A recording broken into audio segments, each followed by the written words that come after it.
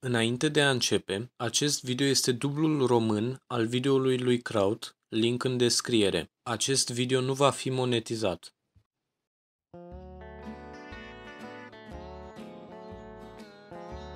În județul Santa Cruz din sudul Arizonei veți găsi orașul Nogales. La prima vedere, un oraș american mediu, cu o populație de puțin peste 2000 de locuitori. Cele mai multe dintre acestea sunt familii din care venitul mediu se ridică la aproape $30.000 pe an. Vârsta medie este de 34 de ani și, în ciuda numeroaselor probleme ale sistemului de sănătate american, populația este sănătoasă. Există o rată scăzută a mortalității copiilor, costul asigurărilor de sănătate este scăzut în comparație cu media americană, iar locuitorii din Nogales sunt mai sănătoși decât media americană. Șomajul este la 7%, 29% din populație au studii liceale, 35% au studii universitare, iar 32% nu au terminat liceul. Majoritatea populației educate are mai puțin de 44 de ani și nivelurile de educație sunt în continuă creștere de la generație la generație. Ceea ce face orașul Nogales să iasă din evidență în media americană este că venitul mediu este jumătate din media americană și că există 100%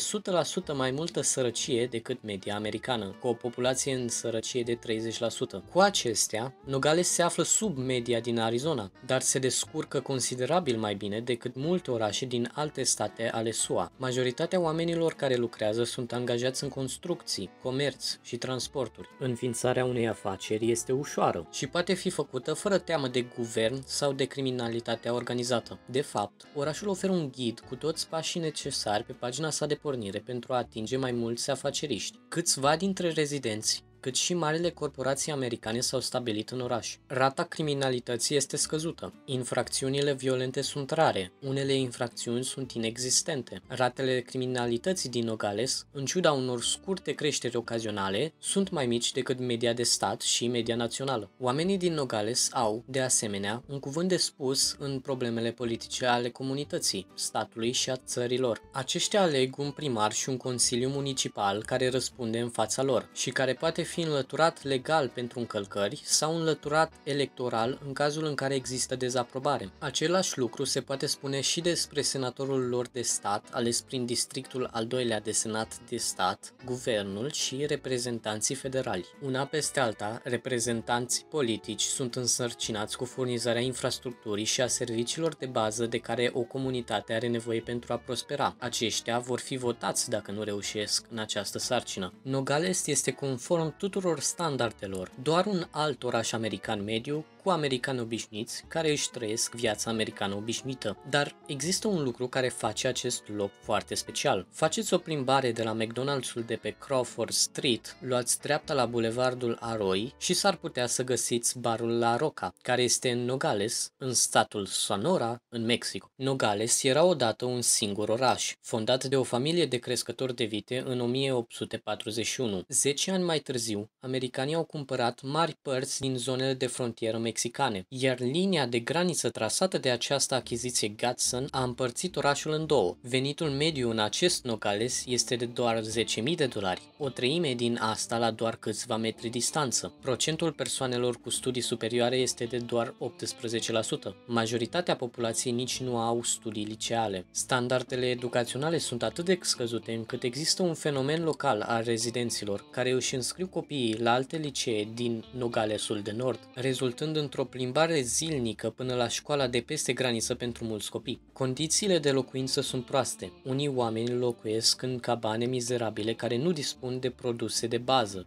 În alte părți ale orașului, apa potabilă este contaminată de canalizare, gunoi și, ocazional, de descărcarea industrială. Rata mortalității copiilor este ridicată. Există o durată medie de viață și o speranță de viață considerabil mai mică. Drumurile, autostrăzile, canalizarea și alte infrastructuri de bază sunt abia întreținute și rupte în mod constant. Mulți rezidenți sunt forțați de situație să lupte împreună și să-și construiască propria infrastructură de bază, cum ar fi accesul la apă, electricitate sau sisteme de canalizare sigure. Ei sunt puși în această situație deoarece atât guvernul federal cât și local nu reușesc să ofere servicii de bază. Rata criminalității este ridicată. Există între 2 și 3 crime pe săptămână, 3 până la 4 răpiri pe săptămână. Multe afaceri locale sunt fronturi conduse de mafie. Utilizarea transportului public sau a taxiurilor este o invitație sigură la jefuire. Apelarea poliției pentru ajutor ar putea duce la o așteptare considerabilă din cauza faptului că poliția nu are personal suficient în tot statul din cauza asasinările țintite ale ofițerilor de poliție care refuză să ia mită prin crima organizată, ceea ce rezultă în și mai puțini oameni care vor să se angajeze în acest loc de muncă periculos. În plus, a spune că poliția are o problemă de corupție este o subevaluare a situației. În general, se știe că statul are una dintre cele mai ridicate rate de violență domestică și violență împotriva femeilor din țară. Actualul guvernator al statului a fost ales după ce predecesorul său a fugit în subteran din cauza unei vânătoare masive de oameni și a unei anchete internaționale pentru luare de mită, extorcare,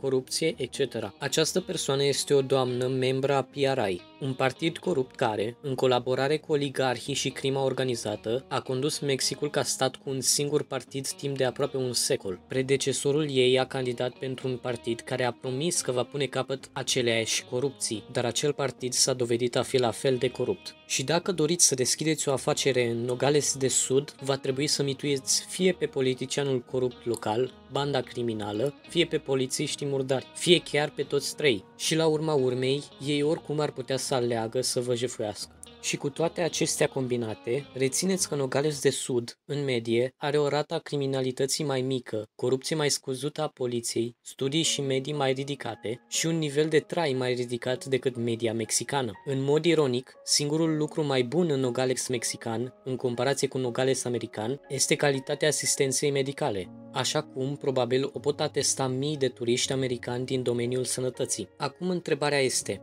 de ce sunt cele două părți ale Nogales atât de diferite? Care este motivul pentru care aceste două locuri, la doar câțiva metri distanță, sunt atât de diferite? Ei bine, de ce sunt unele locuri sărace și unele locuri sunt bogate? Aceasta este o întrebare la care mulți au răspunsuri diferite. Și Nogales, cred eu, este un loc minunat pentru a găsi un răspuns. Nu este geografia sau clima, așa cum poate susține deterministul geografic. Ambele Nogales împărtășesc aceeași geografie și aceeași climă.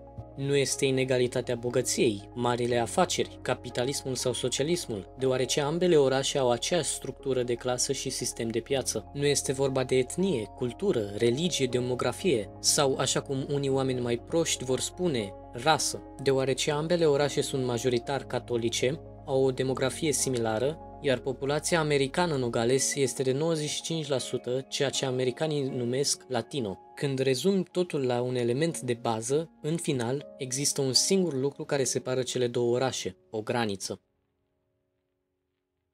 Aceasta este o poveste despre crearea instituțiilor economice și de stat, eșecul acestor instituții și modul în care moștenirea instituțiilor eșuate îți afectează viața. Unde să începem?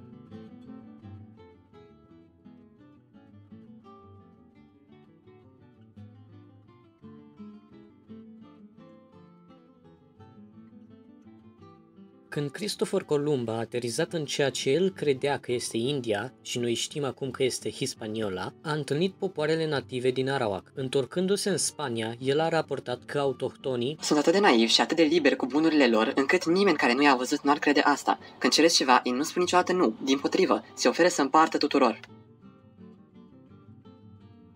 Columb a venit dintr-o Europa a războiului și a cuceririi, în care ideea de a împărți nu avea prea mult sens, așa că și-a încheiat raportul către rege spunând că, dacă va primi suficienți bani pentru a se întoarce acolo din nou, se vor întoarce cu cât de mult aur are și cât de mulți sclavi cer. Așa a fost dat tonul pentru primii coloniști spanioli din America. Navighează acolo, înrobește nativii, aduceți acești sclavi acasă și vindeți-i. Cu toate acestea, la întoarcerea din Caraibe, acest plan nu a funcționat. Dintre cei 500 de sclavi Arawak pe care i-a încercat să îi întoarcă în Spania, 200 au murit, iar ceilalți erau atât de slabi încât nu puteau fi vânduți pentru averile promise. Așa că a trebuit cel puțin să îndeplinească a doua promisiune făcută, de a aduce aurul, și a creat al doilea mod de funcționare al coloniștilor. S-a întors la Chicao pe aceea ce astăzi este Haiti, a îndrobit tot aracuul pe care l-a putut găsi și a forțat să sape în mine construite în grabă în munți pentru orice resturi de praf de aur pe care ar putea găsi. Sarcina nu avea nici măcar un pic de sens economic, etic sau chiar de bază, practic. Totuși, spaniolii au pedepsit brutal pe arauacii care nu au găsit aurul, care în primul rând nici nu exista. Rezultatul a fost rebeliune, masacru și genocid. În decursul a 2 ani, din cei 250.000 de arauaci, jumătate au rămas morți. Columb a căzut din grație cu coroana spaniolă, dar cuceritorii învățaseră noul plan pentru ceea ce vor face în America Caraibelor. În loc să sape după aur care nu exista, i-au îndrobit pe băștinași și i-au forțat să cultive zahăr și cafea pe plantațiile din Caraibe începând cu 1515. Cu toate acestea, au întâmpinat o nouă problemă până în 1550, când din cei 250.000 de arauaci au mai rămas doar 500. Au continuat să moară. Brutalitatea și nedemnitatea plantațiilor de sclavi și întreruperea extremă a vieții lor i-au ucis, așa că au trebuit să fie înlocuiți cu alți sclavi, răpiți și expediați din Africa de către portughezi. Așa s-a născut al 3-lea mod de operare a coloniilor. Acest mod s-a răspândit în toată regiunea spaniolă și va fi copiat în coloniile britanice, franceze, olandeze și portugheze din întreaga regiune. Dar pe măsură ce spaniolii s-au aventurat mai adânc și mai adânc în America, au găsit al 4-lea mod de operare a unei colonii, un mijloc de construire a unei societăți care va să modeleze fundamental o mare parte din structurile sociale, economice și politice din America Latină, până în prezent. În 1519, Hernán Cortés s-a aventurat în Mexic și a găsit ceva care spaniolii au căutat pentru foarte mult timp: o civilizație stabilă.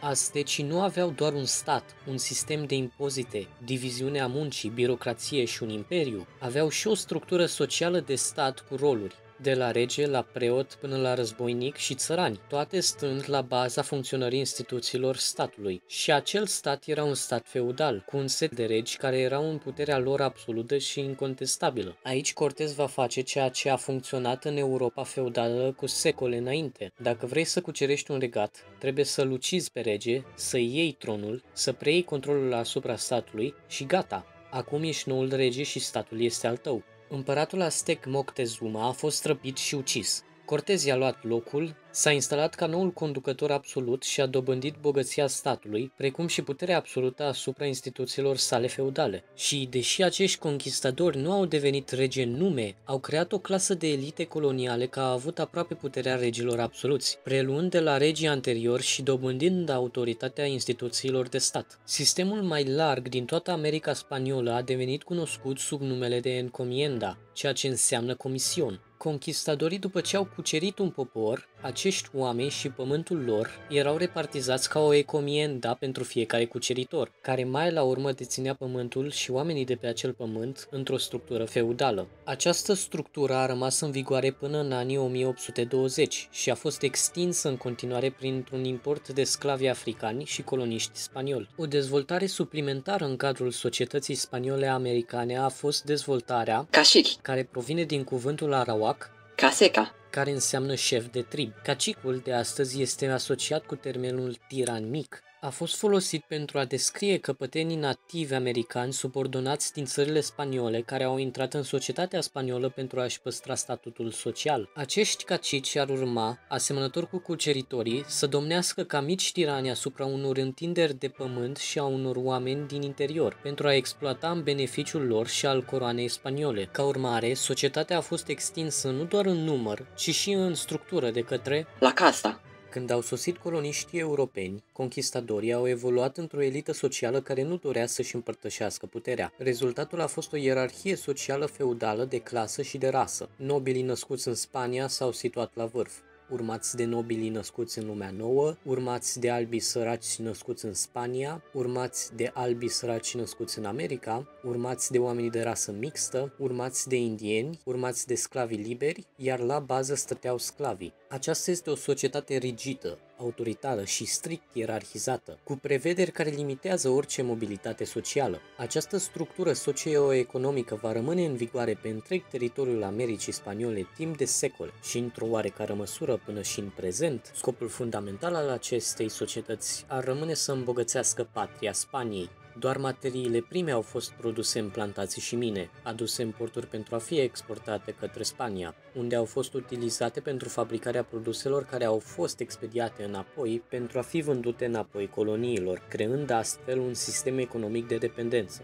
Nu a existat nicio specializare economică, pluralitate în alte sectoare sau inovații suplimentare. Mai rău, a deconectat și a dezintegrat economic coloniile spaniole. Înainte de spanioli, existase o rețea comercială indigenată care se întindea pe aproape întregul continent. Odată cu venirea spaniolilor, coloniile nu făceau comerț între ele, creând și mai multă dependență pe cei din afară. Acest mod de societate a transformat America spaniolă într-o economie dependentă de piețele externe pentru produse și materii prime. Și din moment ce proprietarii plantațiilor și minelor erau nobili spanioli, adesea născuți și crescuți în Spania și desprinși de acest pământ și de oamenii săi, a început un fel de obicei economic, de proprietate străină asupra structurilor economice din regiune. O cultură de afaceri în care aceste elite care erau proprietarii de activități economice a acționat impunându-se și ignorând total viața celor care îi consideră sub ei și aproape străini, chiar dacă ei se aflau în țara lor. Elitele vor controla aceste populații cu pedepse draconice, cu o armată spaniolă străină, interzicând proprietatea armelor de foc și interzicând libera circulație de comerț. Aceste legi au fost aplicate prin pumnul de fier al uneia dintre cele mai puternice entități din istoria omenirii, Imperiul Spaniol. Această situație a ridicat, de asemenea, un resentiment din ce în ce mai mare printre elitele bogate, în ciuda tuturor beneficiilor pe care le-a avut. Aceștia produceau numai materii prime, trebuiau să le vândă Spaniei, nu puteau tranzacționa cu alte persoane din afară și nu puteau extinde și dezvolta alte sectoare economice doar cu materii prime. Vom vedea unde va duce acest lucru mai târziu. Între timp, în Europa a existat multă invidie și răutate. Printr-un început puternic, spaniolii și portughezii obținuseră cele mai bune părți ale lumii noi. Cele mai valoroase economii ale plantațiilor de sclavi din Cuba și Hispaniola erau ale spaniolilor, precum și în minele de argint din Pontosí. Portughezii de asemenea au preluat controlul asupra traficului de sclavi din Atlantic, iar francezii, englezii și olandezii au rămas cu resturile pentru propriile lor plantații de sclavi. În consecință, eforturile lor timpurii s-au concentrat în jurul valorificării profiturilor enorme ale economiilor sclaviste din Caraibe prin piraterie împotriva spaniolilor, luând tot ce a mai rămas din Caraibe și preluarea cu forță a plantațiilor de sclavi de la spanioli. Pământurile din America de Nord au rămas neatinse timp de aproape un secol. Primii coloniști spanioli și-au dat seama rapid că producția plantațiilor din Nord era doar o optime din producția din Caraibe. Nordul a fost văzut ca inospitalier, neeconomic și sălbatic, dar a fost singurul lucru pe care l-a mai rămas. Așa că,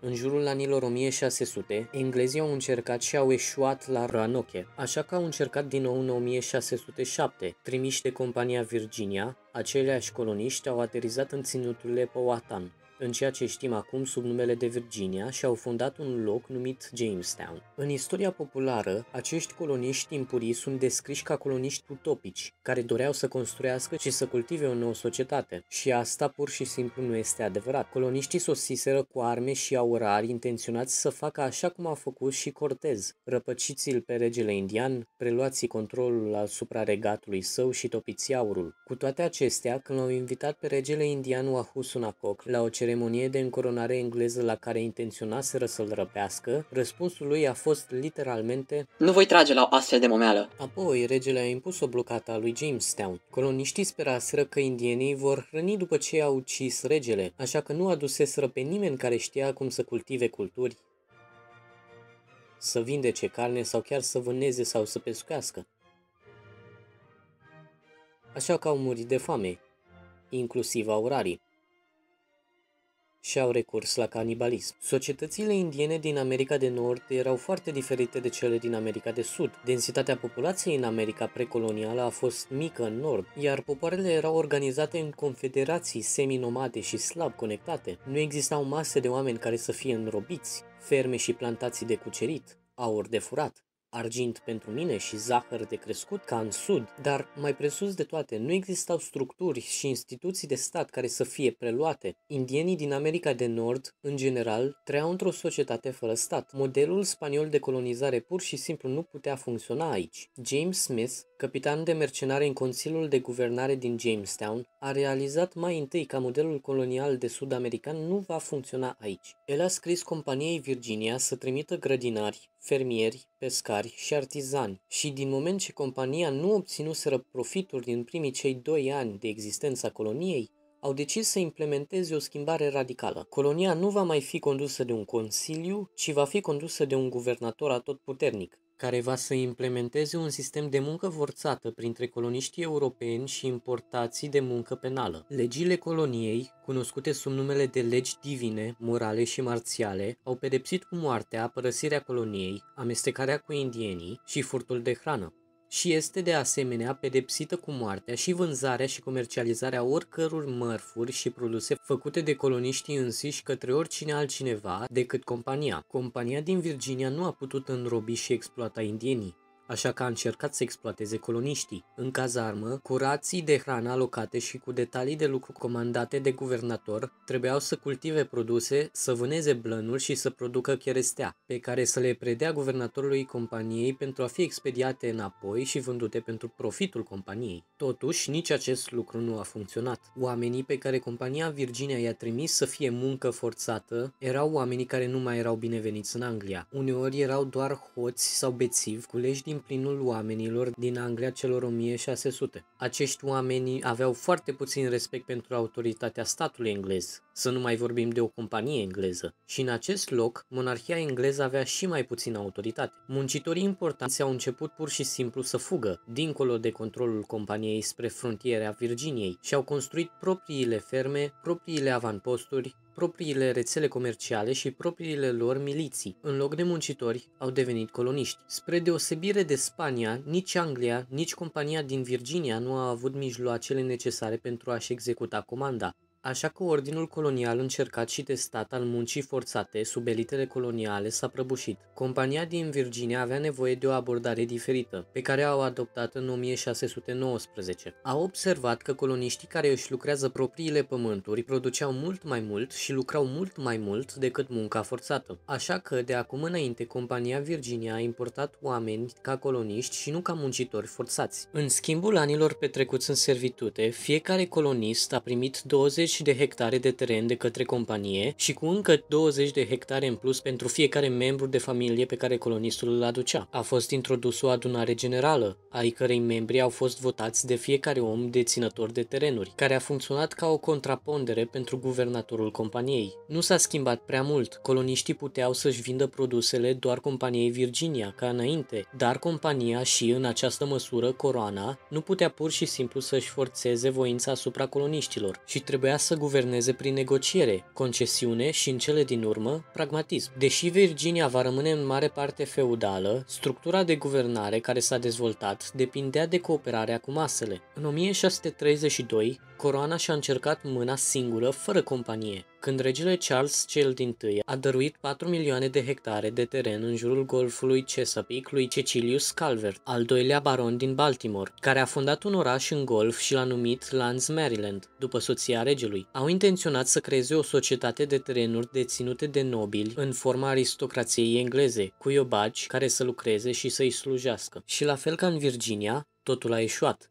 Era atât de mult pământ încât, dacă nu ți-ar plăcea să fii iobag în țările în care ai fost repartizat, te-ai putea pur și simplu muta pe alt pământ, iar Lord Baltimore nu avea mijloacele necesare pentru a evacua coloniștii de pe terenul enorm de 4 milioane de hectare pe care el pretindea că îl deține. Baltimore a trebuit să ofere stimulente pentru coloniști, cum ar fi un cuvânt de spus în guvern. Prin urmare, a fost introdusă o adunare în Maryland, care a votat pentru a deveni o colonie a regelui, eliminând astfel Lordul Baltimore de toată puterea din Baltimore. În Noua Anglie a sosit un alt tip de coloniști, puritanii englezi, care au ajuns în mod specific să construiască o nouă societate utopică, detașată de toate catrele juridice și de stat ale societății pe care au lăsat-o în urmă, un regat al lui Dumnezeu, în care normele religioase și valorile comunale erau aplicate pentru a păstra pacea într-o societate virtuoasă și foarte intolerantă. Comerțul cu orice companie engleză era o problemă secundară pentru ei. Ceea ce conta pentru ei a fost construirea societății lor noi și autosuficiente. Valorile lor comunale aveau prioritate nu doar peste libertățile individuale, ci și valorile și legile coroanei engleze. Și acești coloniști ar rezista încercările de control total asupra lor de către Anglia, mult mai mult decât oricare alt tip de colonist. În Pennsylvania, Delaware și zonele medii înconjurătoare, quakerii, menoniții și alte minorități protestante persecutate în Anglia, Germania, Polonia și Scandinavia s-au stabilit aici pentru a construi o societate pacifistă de mici fermieri autosuficienți, oameni care doreau să fie lăsați singuri cu o interferență cât mai mică de orice fel de autoritate. În sud, englezii proprietari de plantații de sclavi din Caraibe s-au extins în Carolina și Georgia pentru a avea mai mult teren, pentru mai multe plantații, pentru mai mulți sclavi. Acești coloniști englezi s-au văzut pe ei înșiși ca descendenți ai aristocrației engleze normande, ceea ce ei nu erau. Au construit o societate sclavă, brutală, pe o bază de cruzime și profit. Este posibil ca acești coloniști să fi mărturisit loialitate față de Marea Britanie, dar loialitatea lor principală, în primul rând, a fost față de profitul lor. Ei și-au implementat propriul sistem social brutal, au construit pe controlul unei societăți de sclavi cu violență nemiloasă, opresiune sistematică și cruzime și ar rezista oricui ar contesta acel cadru socioeconomic. În timp ce apalahienii au fost stabiliți de prezbiterienii Scoției din zonele de frontieră scoțiene în zone înalte, un popor organizat în structuri de clanuri și familii, care nu putea să-și dea seama mai puțin despre ceea ce le-a spus să facă o coroană engleză de care s-au răzvrătit timp de secole. Au căutat în mod intenționat zonele de graniță greu accesibile din coloniile dintre munți și păduri apalahiene, pentru a fi cât mai departe de orice autoritate engleză și pentru a-și trăi viața după cum au considerat ei potrivit. Structurile sociale și economice care s-au dezvoltat au fost complet diferite de cele din America de Sud. Societatea spaniolă americană era dominată de o aristocrație care stăpânea asupra iobagilor. Coloniile spaniole nu făceau comerț între ele și exportau și importau doar din Spania, și că Spania și-a impus conducerea printr-o forță militară directă. În coloniile engleze din America de Nord, coloniile făceau comerț între ele, se specializau și chiar începeau să producă singure, își construiau propriile structuri culturale, sociale, economice, care erau din ce în ce mai independente de Marea Britanie. S-a dezvoltat o societate de proprietari de terenuri care au influențat modul în care au fost guvernate. În loc să fie exploatați de domni, acești proprietari au importat sclavi pentru a se exploata singuri sau au lucrat singuri pe pământul lor, ceea ce este o poveste care își merită propriul clip. Și Marea Britanie îndepărtată nu putea menține suveranitatea și domnia decât prin negocieri și concesii și, așa cum ar afla în curând, nu prin forță brută. Două structuri sociale foarte diferite au început să se dezvolte în lumea nouă și oricât v-ar spune tufele englezești proaste că societatea americană s-a dezvoltat din vechile obiceiuri și tradiții englezești ale monarhiei, realitatea este că a evoluat în mare parte din rebeliunea împotriva acestor lucruri.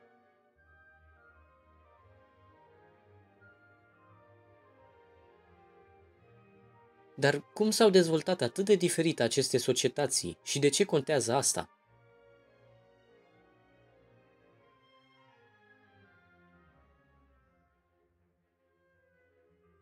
În timp ce coloniile engleze au început să prindă contur, un război civil a izbucnit în Anglia și în timpul haosului, un englez numit Thomas Hobbes a scris o carte despre ceea ce credea el că ar trebui să fie un stat. El l-a numit Leviathan, din care știm că ar fi dezaprobat ceea ce se întâmpla în coloniile engleze și ar fi preferat ceea ce se întâmplă în America spaniolă. Leviathanul este un monstru marin biblic, enorm, în fața căruia toate eforturile umane de a rezista și de a lupta cu acestea sunt zadarnice.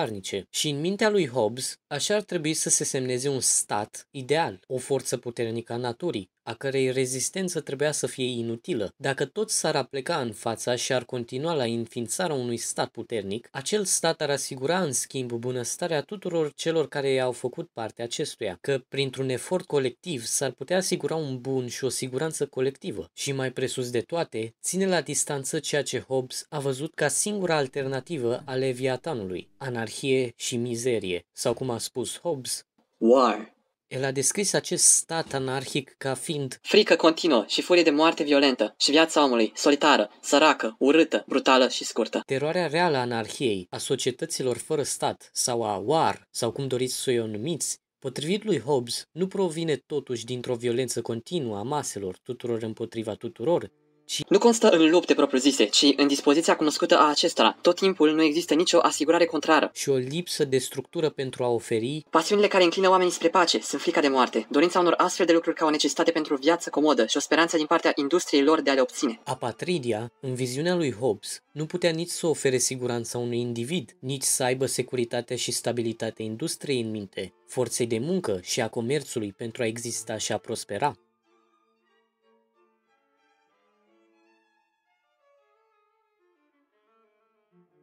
Ceea ce a propus Hobbes în locul său a fost un Commonwealth, un stat mare leviatan, un bun colectiv și o ordine. Toate acestea sunt redate sub autoritatea sa și ar aduce prosperitate și siguranță pentru toți. Hobbes s-a înșelat. Marele stat leviatan, sub a cărui autoritate se vor apleca toți, s-a dovedit a fi printre unii dintre cei mai horibili monștri care s-au propus vreodată omenirii. Ordinea în sine nu este un garant pentru un bun comun universal. Un stat puternic, cu o birocrație eficientă, poate folosi la fel de bine acea birocrație pentru a crea liste de oameni care să deporteze aceste popoare în lagăre de morți, pentru a facilita privarea unei regiuni de aprovizionare cu alimente de bază și, prin urmare, să înfometeze în mod intenționat milioane, sau pentru a crea o societate de supraveghere și poliție în masă în care nimeni nu este ferit de către Leviatan. Puterea nu este în sine un bun inert, nici faptul că este un stat este un bun inert, dar aminte că sunt garanți ai succesului social și economic. O societate a legilor valorează doar cât valorează legile, iar Leviatanul, care era imperiul spaniol, nu a oferit puțină prosperitate sau succes economic populației sale, nici securitate. Dar mai important,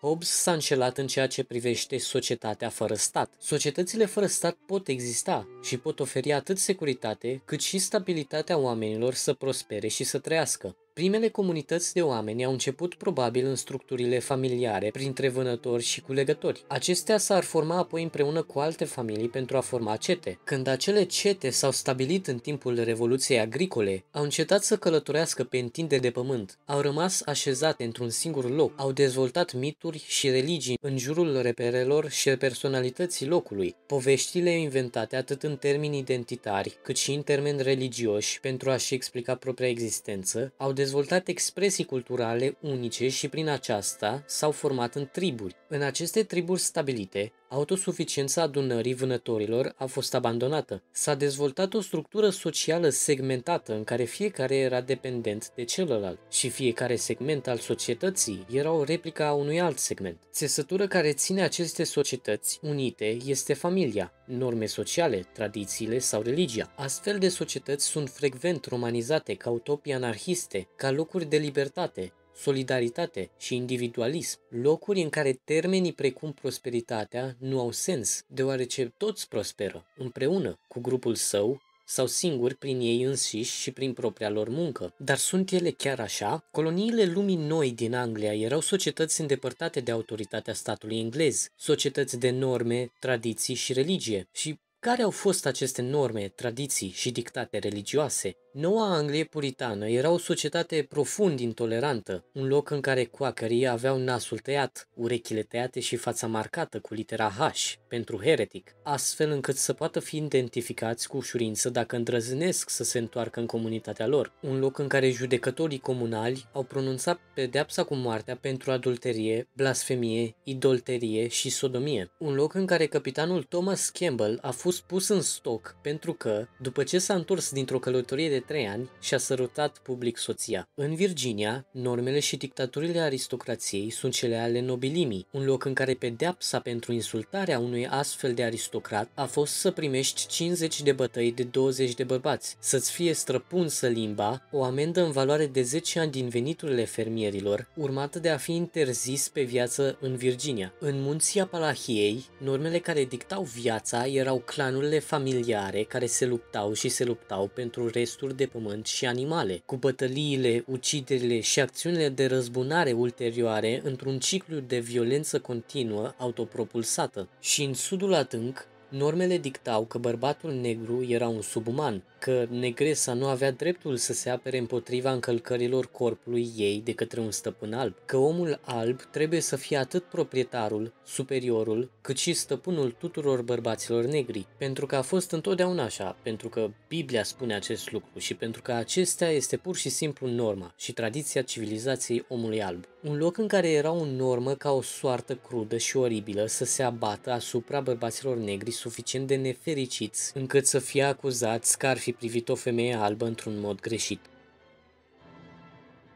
O societate fără stat este o societate cu norme sociale și sau o societate a lui Dumnezeu. Poate fi o societate în care cei mai fanatici dictează care sunt acele norme, fie în numele regelui Isus sau sub șaria. Poate fi o tiranie a averilor în care noțiuni arbitrare de onoare familială încadrează scopul și limitele vieții tale. Poate fi o societate în care normele sunt dictate de mâna biciului și de puterea mai mare. Pe scurt, o societate în care normele sunt dictate de cei cu arme mai mari. Și poate fi o societate a șefului trib, ale cărui nervuri dictează viața tuturor. O societate apatridă poate fi la fel de tiranică, oribilă și crudă ca orice leviatan.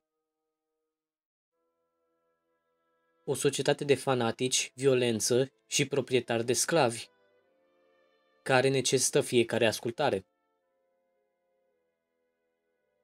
În timp ce vizionați, este posibil să fi început să vă gândiți la modul în care aceasta este aproape o metaforă pentru interacțiunile de pe rețelele de socializare în care regulile sunt vag definite, iar normele rezultate sunt dictate de cei care pot țipa mai puternic pentru anulare. Sau este invers, că companiile de social media sunt leviatani periculoși în care investim mult prea multă încredere. Și rămâneți la această metaforă. Pentru că ceea ce prezint aici nu este un binar. Se știe că entitățile de stat și apatrizele coexistă, cooperează, dar și concurează între ele. Povestea Statelor Unite este povestea unei confederații libere de entități semi-fără stat care a luptat de-a lungul secolelor să se unească și să evolueze din a fi o societate de norme într-o societate singulară de legi. Un leviatan, dacă vreți, dar un leviatan în competiție, conflict și cooperări cu grupurile sale interne de entități de norme semi-fără stat. Cu toate acestea, mai relevantă pentru noi este povestea Imperiului Spaniol din America, care este povestea unui leviatan care se prăbușește.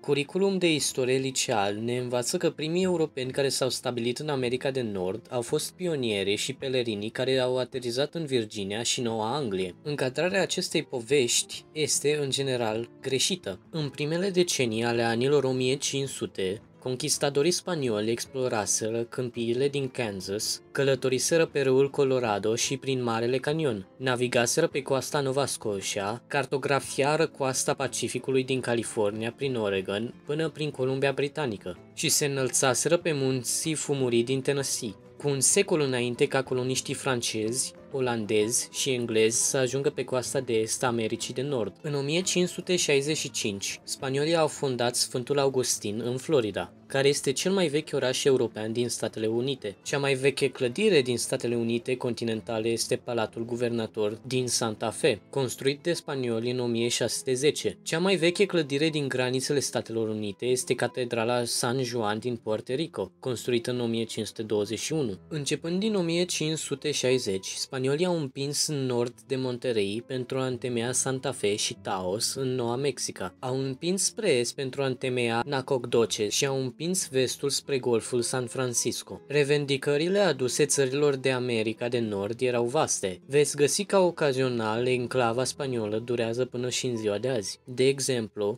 în Colorado și New Mexico, comunitățile care practică încă vechile obiceiuri spaniole medievale, cum ar fi crucificarea simbolică a unui membru al comunității în timpul împrumutului, comunități care se definesc nu ca mexicani, ci ca spanioli americani, mai în vârstă decât comunitățile mexicane-americane și identitatea mexicană, și extrem de defensive și de protective a moștenirii lor spaniole vechi de 500 de ani. Mexicul sau Noua Spanie, așa cum se știa atunci, a fost bijuteria coroanei Imperiului Spaniol, a produs 2/3 din veniturile Imperiului, a fost cea mai populară, precum și cea mai bogată parte a Imperiului. A fost centrul administrativ al întregii Americii Centrale, Nordului Americii de Sud și Caraibelor Spaniole, ceea ce a creat o structură guvernamentală puternică în capitala sa. Minele de argint, precum și un mare sector al agriculturii și fermelor, au creat o economie și o clasă de negustori bogați, care au construit o societate mai bogată decât orice altă colonie spaniolă, colonie engleză, colonie franceză și până la mijlocul anilor 1700, chiar mai bogate decât patria spaniolă în sine. Această bogăție nu a fost deloc surprinzătoare. Dacă observăm ceea ce știm despre America precolonială, tot nativii care au trăit în această întindere de pământ au fost cei mai bogați. Spaniolii au preluat acea societate, au extins-o și au prosperat din aceasta. Dar în nordul Zacatecasului, mediul, clima, geografia și societatea se schimbă. Munții Sierra Madre, care se îndreaptă spre platourile fertile din sud, se întind în zonele muntoase uscate mexicane cunoscute sub numele de Chaparral, înconjurat de terenurile uscate și deșertul nord-american. Aceste terenuri sunt uscate, cu câteva precipitații în timpul verii, opusul complet al zonelor climatice tropicale luxuriante și al junglelor din sudul Mexicului. Mexicul este o țară divizată în nord și sud în geografie, dar și în societate. Populațiile native din sudul și centrul Mexicului erau civilizații de stat ale orașelor așezate, cum ar fi aztecii, dar observăm în nord că pământul arid a îngreunat acest tip de așezare și organizare socială. Aici au locuit guajiltecanii și apașii, popoare de vânătoare seminomade care și-au adaptat perfect societatea la țara în care trăiau. Și de-a lungul râului Colorado am găsit Pueblo, o populație stabilă care a trăit în orașe și sate cu clădiri înalte de până la 5 etaje, cultivând plantații de piersici și făcând comerț cu textile. De asemenea, extrem de independenți. Când a sosit Spania, a fost mai ușor să preia structurile de stat din sud decât să preia nordul. Mai ales apașii și Pueblo au rezistat cu înverșunare. Aceștia nu erau oameni care puteau fi pur și simplu subjugați și asimilați prin cucerire și uzurparea conducerii lor. Au trăit în aceste ținuturi vaste, care includ statele moderne din Texas, Colorado, New Mexico, Arizona, Sonora, Chihuahua și Coahuila. Și uitați granițele moderne. Vedeți acest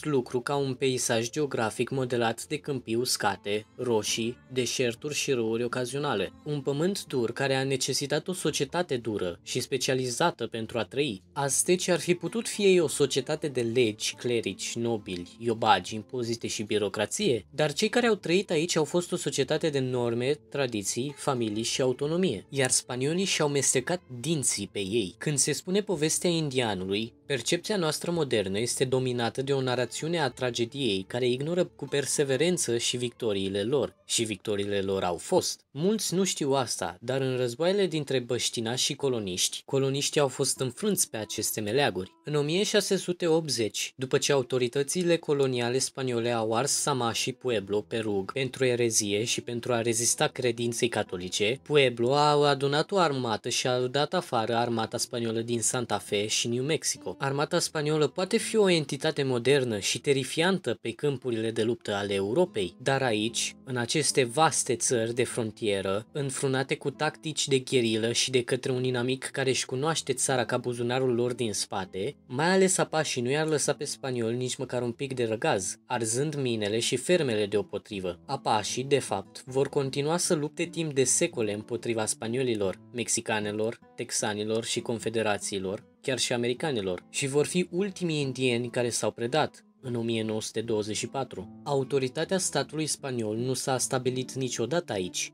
și niciodată nu a avut o șansă. Deci, ceea ce s-a dezvoltat în locul său, aici, în nord, a fost foarte diferit. Spaniolii au numit oamenii nativi gente sin razón, adică oameni fără rezonabilitate. Dar, spre deosebire de alte puteri coloniale, spaniolii credeau că pot fi transformați în gente de razon, adică oameni cu rezonabilitate. Și aici, în nord, vor încerca cu un alt mod de colonizare, după ce primul eșuase. În acest scop, spaniolii au stabilit misiuni, de obicei conduse de preoți catolici. Indienii ar fi limitați la aceste misiuni, unde ar trebui să se convertească la catolicism, să lucreze în tăbăcării, mine, ateliere, grajduri cu cuptoare și să vorbească numai spaniolă sub amenințarea unei pedepse severe. Indienii vor fi numiți neofiți în timpul petrecut în misiune, iar planul era ca preoții să-i civilizeze și să-i transforme în catolici de zeu temători, loiali Spaniei și apoi să-i elibereze. Cu toate acestea, preoții care au condus aceste misiuni au obținut un profit considerabil cu forța de muncă neplătită, ceea ce a oferit, prin urmare, un stimulent pentru a nu declara vreodată vreunul dintre indienii brutalizați în misiuni ca fiind civilizați. 18 astfel de misiuni au existat în New Mexico, 20 în Texas, 8 în Arizona și 21 în California, iar exploratorii francezi care au vizitat o astfel de misiune le-au descris ca: totul ne-a amintit de o colonie de sclavi din Caraibe. Menționăm acest lucru cu durere, deoarece asemănarea este atât de perfectă încât am văzut bărbați și femei încărcați cu fiare de colo-colo,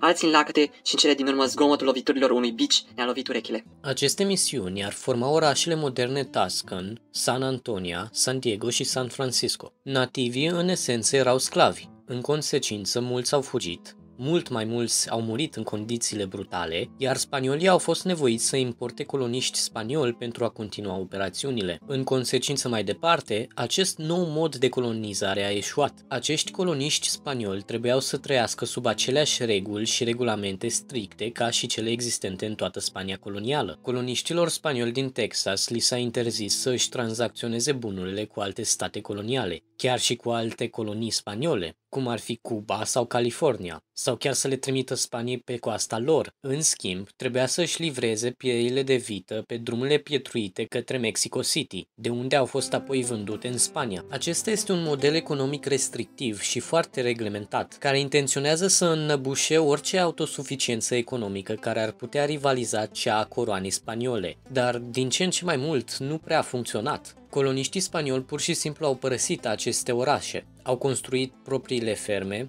iar aici, în nord, statul spaniol pur și simplu nu era destul de puternic pentru a-i opri. Acești fermieri independenți și autosuficienți au călătorit de-a lungul coastei Golfului până în colonia franceză din Louisiana pentru a schimba vitele și pielea cu comercianții francezi din New Orleans. Ba chiar le-ar vinde de-a lungul coastei comercianților britanici și olandezi, în sfidare deschisă a statului spaniol și a legilor sale împotriva comerțului local independent. La fel ca în cazul companiilor engleze din Virginia și al aristocraților englezi din Golful Chesapeake, modul de operare colonial de cucerire, supunere și muncă forțată pur și simplu nu a funcționat. Spaniolii au trebuit să ofere stimulente pentru cooperarea supușilor lor.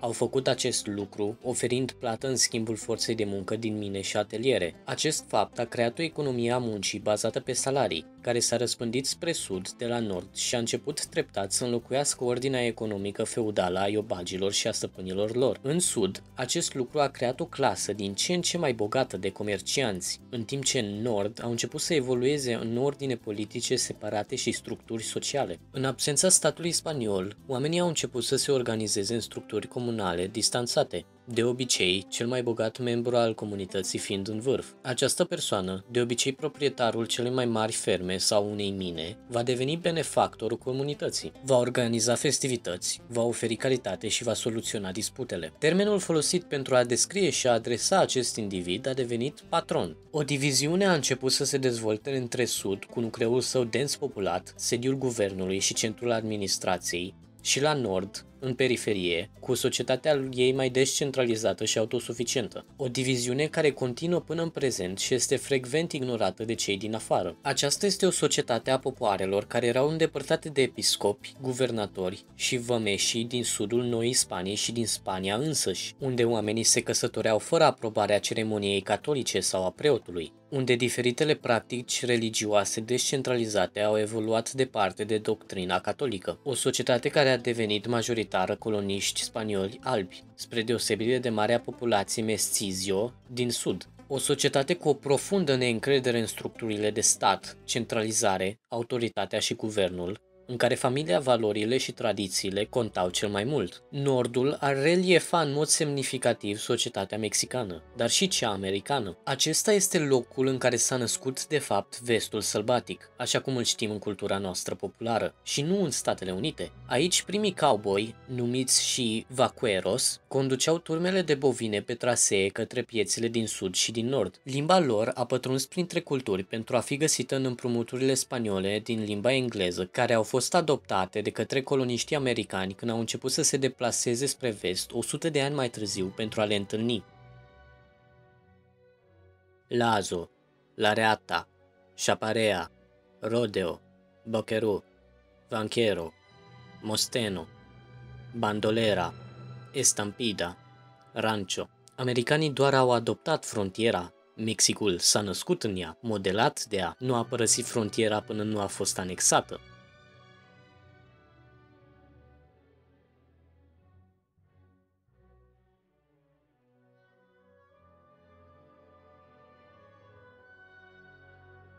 Este foarte greu de spus de ce se întâmplă revoluțiile, cu atât mai mult retrospectiv. Majoritatea oamenilor care pretind că știu sunt motivați de propriile rezultate dorite. În primul rând, nu există niciodată un singur motiv. Un vânzător de fructe din Tunisia s-ar putea arde în semn de protest. Dar motivul pentru care acest incident a devenit o scânteie care a prins o revoluție a fost decenii de gestionare defectuoasă a economiei, corupției, brutalitatea poliției, represiune de stat, o conducere politică care a fost atât de conectată cât și arogantă, un tineret nemulțumit, șomajul, educația străină, răspândirea gratuită a informațiilor prin internet și lista continuă. Același lucru este valabil și aici. Aș putea petrece o oră vorbind despre motivul pentru care colonia Nouă Spanii a devenit Mexicul, dar nu o voi face. Subliniez însă acest lucru pentru că nu vreau să crezi că motivele pe care le enumăr în acest scurt videoclip sunt singurele. Când Spania și-a construit Imperiul American, interesul a fost în primul rând aurul și argintul. Și asta a scos din coloniile sale. Mai târziu va adăuga zahărul și tutunul pe lista importurilor din coloniile sale din Caraibe. Dar orice altceva a fost lăsat în mare parte în urmă. Au început să se dezvolte economii în jurul altor produse,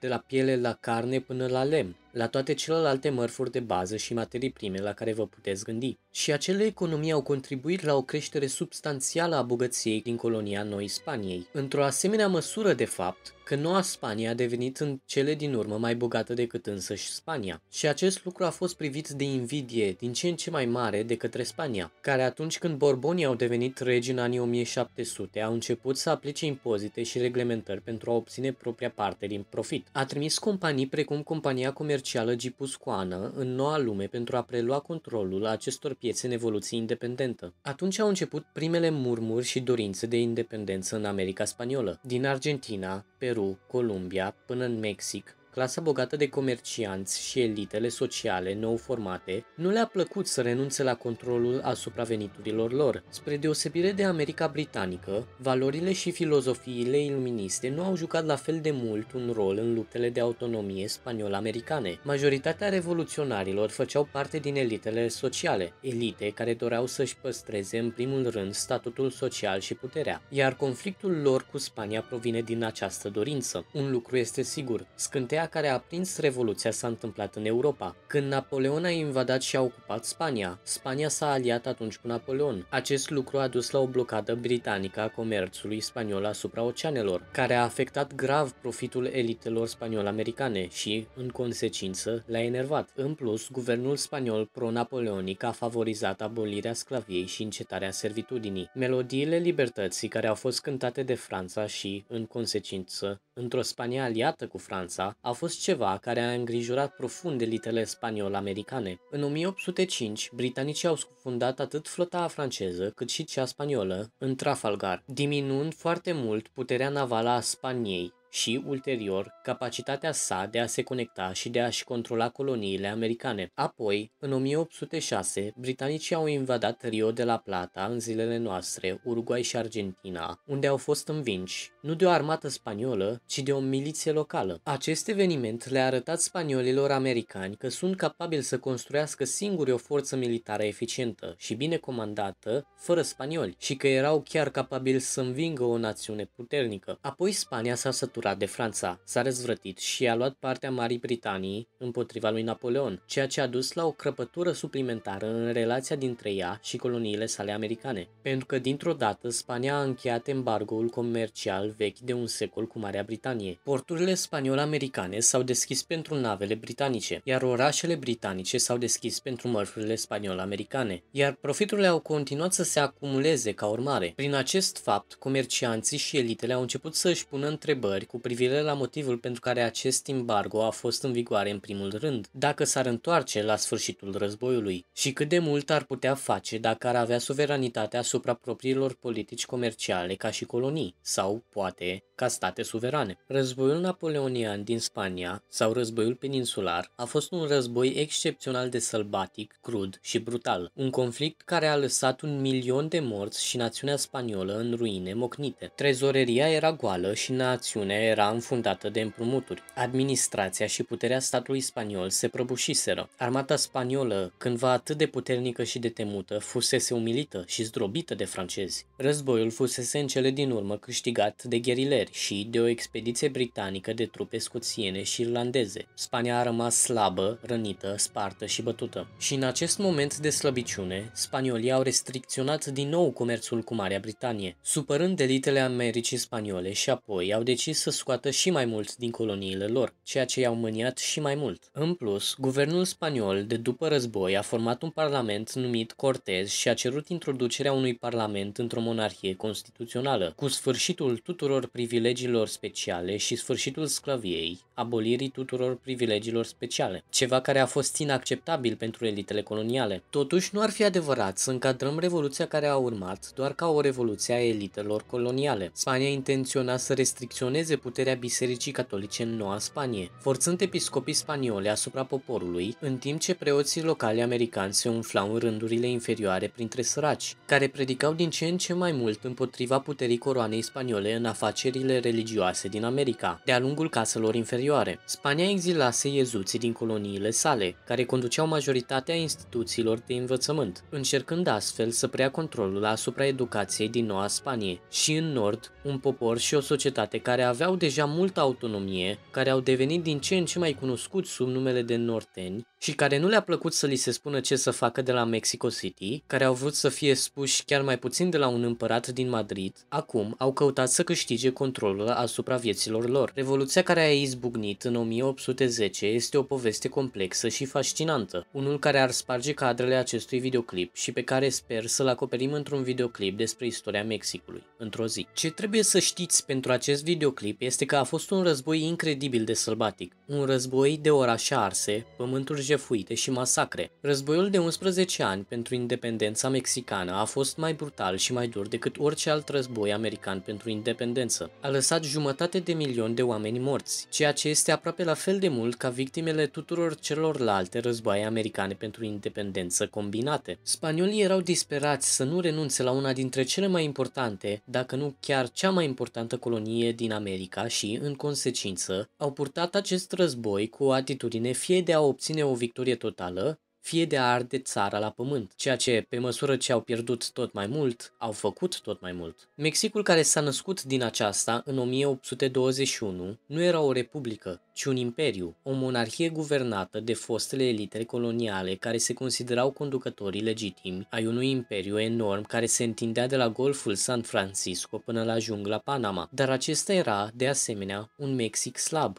în ruine, rupt, instabil și absolut nicio poziție pentru a pune în aplicare oricare dintre aceste afirmații. Oamenii care locuiesc în acele țări, precum și cei din afară, ar profita de acest lucru. Noua independență a Marii Columbia a convins Panama să se alăture federației sale și când fostele provincii spaniole din America Centrală s-au declarat independente ca Republica Federală a Americii Centrale, Mexicul a invadat și a ocupat locul, dar nu a putut niciodată să stabilească cu adevărat controlul deplin asupra acestuia. La 2 ani de independență, monarhia mexicană s-a prăbușit. S-a născut o republică, iar America Centrală a redevenit Republica Americană Centrală, ceea ce însă a fost la fel de instabil și, în cele din urmă, s-a destrămat pe măsură ce străinii au profitat de el. Dar povestea respectivă merită propriul videoclip în cele din urmă. Statul mexican nou independent a fost condus de o serie de generali autoritari mediocri și din ce în ce mai puțin clasificați, veterani ai războiului pentru independență și, în general, interesați să-și păstreze propria avere și putere. Politicile în Mexic, precum și în modul în care puterea politică din Mexic a fost exercitată și percepută, s-au dezvoltat foarte diferit de Statele Unite. În Statele Unite nou formate, politicienii erau din ce în ce mai supuși electoratului lor ca funcționari publici. Spre deosebire de asta, politica din republicile mexicane din anii 1800, care în cele din urmă erau în mare parte junte și dictaturi militare, rezervat elitelor societății pentru a stoarce ceea ce au putut din țară. Structurile economice care s-au dezvoltat în acestea au fost, de asemenea, foarte diferite. În Statele Unite, structura economică care s-a dezvoltat a fost una inclusivă și deschisă. Un sistem capitalist în care oricine ar putea deschide afaceri în propriile condiții. Structurile economice ale Mexicului erau un capitalism exclusiv, iar instituțiile lor rezervate pentru câțiva oameni selectați din vârful societății. Intrai în politica mexicană ca un om bogat pentru a-ți asigura bunurile și nu pentru binele comunității sau al țării. Mexicul a devenit genul de țară în care guvernatorul unui stat a deținut și cel mai mare complex minier din stat. Unchiul său deținea cele mai mari moșii ale statului, fratele său a fost numit judecător șef al statului, vărul său a fost numit șeful poliției de stat și partenerii săi de afaceri au devenit diferiți miniștri ai statului. O structură de stat cleptocratică în care interesele personale ale elitelor conducătoare au contat cel mai mult,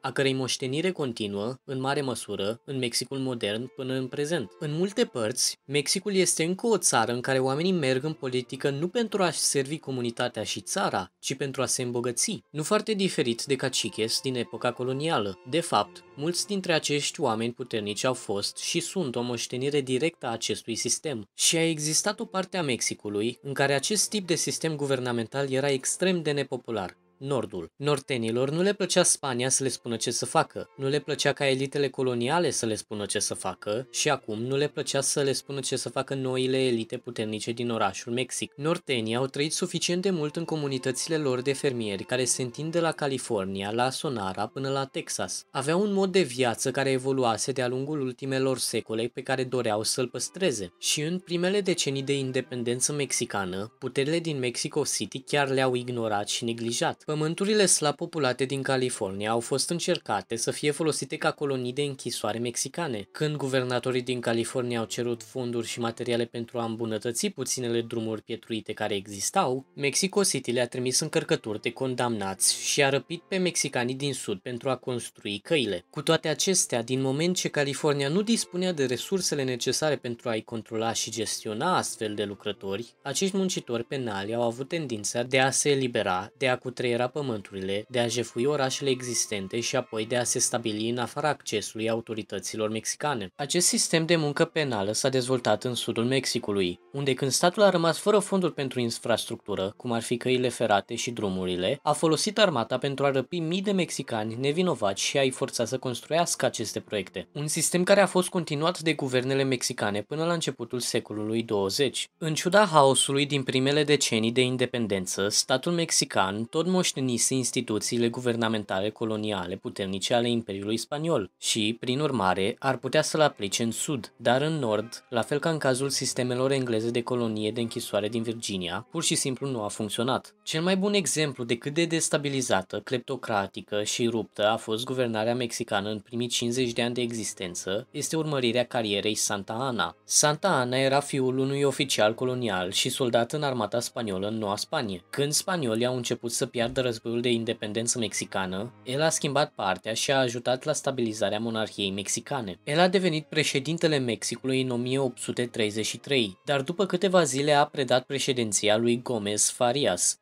care trebuia să fie președinte în funcție, în timp ce puterea reală a rămas la Santa Ana. Cu toate acestea, Farias a fost președinte doar 2 săptămâni, după care președinția a revenit la Santa Ana, care a rămas din nou președinte mai puțin de o lună și apoi a returnat președinția lui Gómez Faria. Cei doi bărbați au continuat acest schimb continuu de funcție de președinție timp de 2 ani, lucru pe care l-au făcut ca parte a schemelor de îmbogățire. Până în 1835, schema s-a destrămat și un alt fiu de oficial colonial și un membru al elitei Mexico City, Miguel Barragán, a devenit președinte. Cu toate acestea, Santa Anna nu a renunțat și a devenit din nou președinte în 1839, 1841, 1844, 1847 și 1853. În total, a fost președinte al Mexicului de 11 ori separat. În timpul mandatului său, a fost exilat din Mexic de 5 ori diferite. A prezidat cleptocrația economică, pierderi substanțiale de teritoriu și 2 înfrângeri militare dezastruoase. În total, între 1824 și 1867, Mexicul a avut 52 de președinți. Niciunul dintre ei nu a fost ales. Toți erau membri ai afacerilor și elitelor militare ale țării. Toți conduceau prin juntele militare și toți își petreceau timpul la putere preocupați cu încercarea de a se îmbogăți pe ei și pe prietenii lor în detrimentul restului țării. În această perioadă, Mexicul a pierdut controlul asupra unor părți mari ale țării. Când administrațiile guvernamentale puternice ale Imperiului Spaniol au început să se destrame, capacitatea statului de a pune în aplicare legea a scăzut. Impozitele nu mai puteau fi colectate eficient, corupția era dezlănțuită. Cum și ce legi au fost aplicate era arbitrar și dependent de cine ai fost și ce statut social ai avut în cadrul acestei societăți. Mișcări separatiste au apărut în Texas și în Alta California, care s-au despărțit cu succes. Și mai multe au apărut în Sonora, Baja California, Yucatan și de-a lungul Rio Grande. Revoluțiile, răscoalele, rebeliunile și războaiele civile rezultate, fără a număra războaiele cu cei din afară, au ucis mai mulți mexicani decât morți americani în toate războaiele americane combinate și au lăsat o mare parte din Mexic în ruine, în timp ce guvernul a trimis armate pentru a zdrobi și arde brutal toate dizidențele. În termeni simpli, aceasta a fost o catastrofă, un dezastru complet. Un dezastru care a continuat aproape de-a lungul întregii istorii a Mexicului, chiar de-a lungul secolului 21, înrăutățită de o invazie și ocupație franceză din 1861 până în 1867, care a destabilizat și mai mult țara și a erodat instituțiile statului. Republica Mexicană, care va să iasă din războiul cu Franța, era și mai puțin capabilă. Economia a fost în mare parte deținută de elitele care au creat această mizerie, fără spațiu pentru creștere sau inovație, sau chiar doar participarea economică la antreprenoriat de către cetățenii individuali. În cele din urmă, Mexicul este foarte norocos că a rămas stat național după secolul al XIX-lea și că nu s-a destrămat complet sau a fost absorbit de forțele exterioare. Și asta nu înseamnă că acele forțe nu au încercat.